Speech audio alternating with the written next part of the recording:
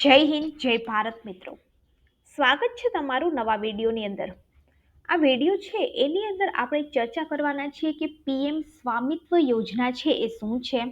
Property card છે એના વિશે તમે સાંભળ્યું હશે।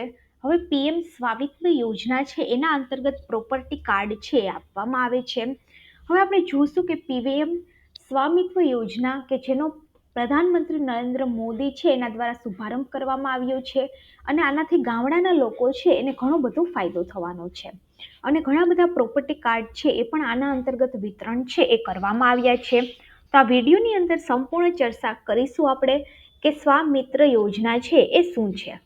હવે આપણે વાત કરીએ તો ગ્રામીણ વિસ્તારની અંદર એવા લોકો રહે છે કે જેમની પાસે તેમની પોતાની જમીન અને માલિકીના હક અને સરકારી દસ્તાવેજ નથી।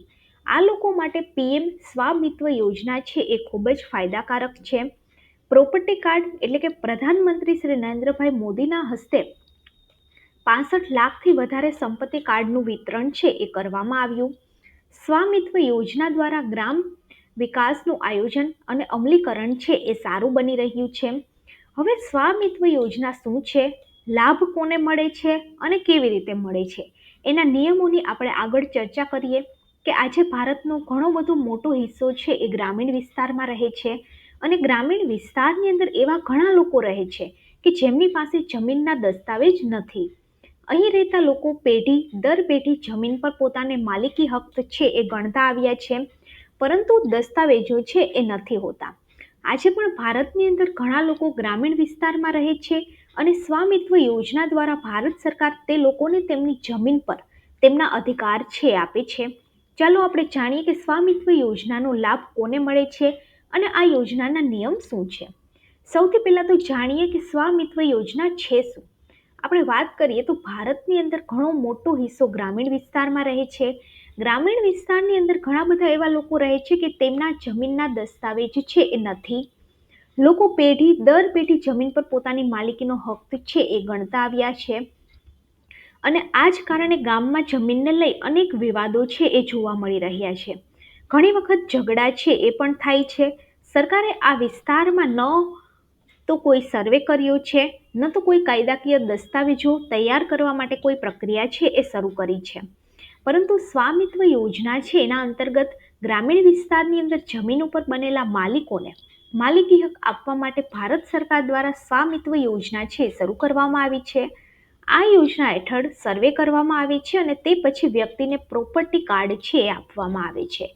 જે ઘરની માલિકી ધરાવે છે એટલે કે તેમની પાસે તેમના ઘરના માન્ય દસ્તાવેજ છે એ હશે। આ યોજનાનો લાભ છે કોને મળશે, એટલે કે ભારતની સ્વામિત્વ યોજના ગ્રામીણ વિસ્તારમાં રહેતા લોકોને ફાયદો થશે।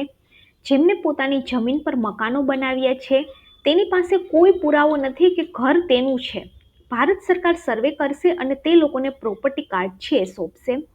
આ દ્વારા તે આગળ જતાં સાબિત થઈ શકશે કે ઘર છે એ તેનું જ છે। સરકારી યોજનાનો લાભ કેટલા લોકોને મળશે તેનો ડેટા સત્તાવાર રીતે જાહેર કરવામાં આવ્યો નથી। ગ્રામીણ વિસ્તારની અંદર પ્રોપર્ટીનો સર્વે છે એ કરવામાં આવશે।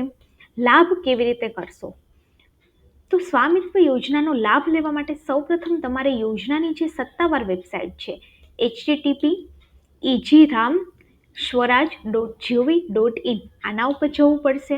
આ વેબસાઇટ ઉપર ગયા પછી તમારે અહીંયા ન્યૂ યુઝર જે આપેલું છે ત્યાં રજિસ્ટ્રેશન કરવાનું છે અને રજિસ્ટ્રેશન ફોર્મ છે એ તમારે ભરવાનું રહેશે। આની અંદર તમારે તમારી તમામ માહિતી છે દાખલ કરવાની રહેશે। Phone number, email ID A પણ તમારે દાખલ કરવાનું રહેશે। રજિસ્ટ્રેશન ફોર્મ છે એ સબમિટ કરી દેવાનું રહેશે। ત્યાંથી તમારી અરજી છે એ સફળતાપૂર્વક સબમિટ છે થઈ જશે। આ પછી બાકીની જે કાર્યવાહી છે વિભાગ દ્વારા કરવામાં આવશે અને જ્યારે પ્રક્રિયા પૂર્ણ થશે તો તમને પ્રમાણપત્ર અથવા તો પ્રોપર્ટી કાર્ડ છે આપવામાં આવશે। આ જે છે આની વેબસાઇટ છે। હવે આપણે જોઈએ કે શ્રી નરેન્દ્રભાઈ મોદી દ્વારા ઘણા બધા પ્રોપર્ટી કાર્ડનું વિતરણ છે કરવામાં આવ્યું છે। તો આની આ ન્યૂઝ ક્લિપ। रचना जी बताइए, आप क्या काम करती हैं, परिवार में कौन सर, कौन है, ये स्वामित्व योजना से कैसे संपर्क आया? सर मेरे परिवार में मेरे पति हैं नरेश कुमार बिश्नोई और मेरे एक बेटा है सर और एक बेटी है। और इस योजना के संबंध में बताइए। सर मेरे पास 20 सालों से रह रही हूँ मैं। मकान है मेरा छोटा सा, उसका कोई दस्तावेज नहीं था और अभी मेरे को स्वामित्व योजना में ये कार्ड मिला। तो सर मैंने 7,45,000 का लोन उठाया है और मैंने दुकान भी करी है और दुकान में सामान भी डाला है और मेरे बच्चों का उच्च शिक्षा का सपना भी पूरा किया है मैंने। तो आपको पहले कार्ड, आपके पास कोई प्रॉपर्टी की कोई जानकारी नहीं थी, कुछ नहीं था आपके पास? नहीं सर, मेरे पास कुछ नहीं था। तो फिर परेशानी भी आती होगी, लोग भी बहुत परेशान। ज्यादा परेशान थे सर। ये मेरे को स्वामित्व योजना ये कार्ड मिला सर, मैं और मेरा परिवार बहुत खुश हैं। अच्छा, कभी आपने सोचा था कि 20 साल जब हो गए आपके पास कुछ रहा ही नहीं, तो आपने तो आशा छोड़ दी होगी? तो आपने सर, कभी मैंने तो सोचा था छोड़ ही ऐसा दी कभी थी। होगा? सर मैंने कभी नहीं सोचा था भी ये कभी होगा क्या। 20 सालों से रह रही हूँ सर उसी मकान में। अच्छा, आपको स्वामित्व योजना से और क्या क्या लाभ हुआ, आप बता सकती हैं? जी सर बताऊंगी। इससे मेरे को ये एक तो SBM योजना मिली है और सर मैंने मुद्रा लोन भी उठाया है 8 लाख रुपए और मैं राजीविका में भी जुड़ी हुई हूँ और अपना मेरे परिवार का आयुष्मान कार्ड भी बना हुआ है सर। कारोबार चल रहा है ठीक से? बिल्कुल सही चल रहा है सर। मैं नरेगा में काम भी करती हूँ। तो आप 15 लाख रुपए का लोन भी लिया है, दुकान भी चलाती हो, मनरेगा भी करती हो, पतिदेव भी कुछ करते होंगे? सर करते हैं, ड्राइवरी करते हैं वो। अच्छा, मुझे बताया गया कि आपकी बेटी विदेश पढ़ना जाना चाहती है, आप जी इसका सर। श्रेय स्वामित्व योजना को देंगी क्या? सर इसको विदेश भेजना चाहती हूँ मैं, ये जाना चाहती है। जरा बताइए, जरा मुझे बताइए। अभी आइलेट्स कर रही है, साथ में ही है मेरे बच्ची मेरी। और कहाँ भेजना चाहते हैं? ऑस्ट्रेलिया। ऑस्ट्रेलिया। तो ये स्वामित्व जी सर। योजना का कारण ये संभव होगा आपको? जी सर। चलिए रचना जी, मेरी ईश्वर से प्रार्थना है कि आपका और आपकी बेटी का ये सपना बहुत जल्द पूरा हो।